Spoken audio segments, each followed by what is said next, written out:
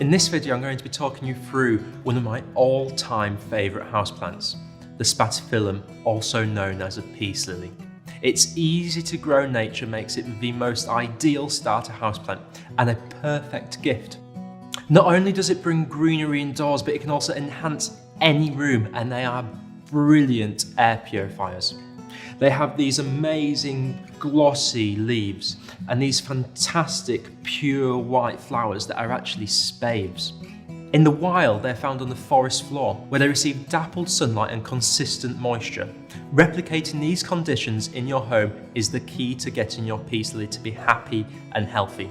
They do grow best in partial shade, so an east-facing window is ideal. Make sure it's not too shady, as they might not flower as well as they could do.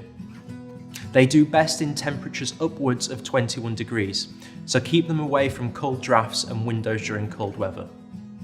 Repotting annually in the spring is fantastic for the health of a peace lily, as the plants will really appreciate the refreshed soil. Wait until the roots have completely filled the original pot and then pot them on. Cut back the faded flowers once they've started to do their thing, as the more you deadhead, the more flowers you'll receive. It's best to allow the plant to completely dry out before watering and maintain a high humidity by misting. You can even put a moistened tray of gravel underneath, as that'll also help humidity. It's best not to water with cold water, as this can shock the plant. You can, if you want to, also clean the leaves with a damp cloth to stop the buildup of dust, and it keeps them looking really nice and tidy. The best type of compost to use is a well-draining multi-purpose compost, ideal for houseplants, and you can apply a liquid fertilizer once a month.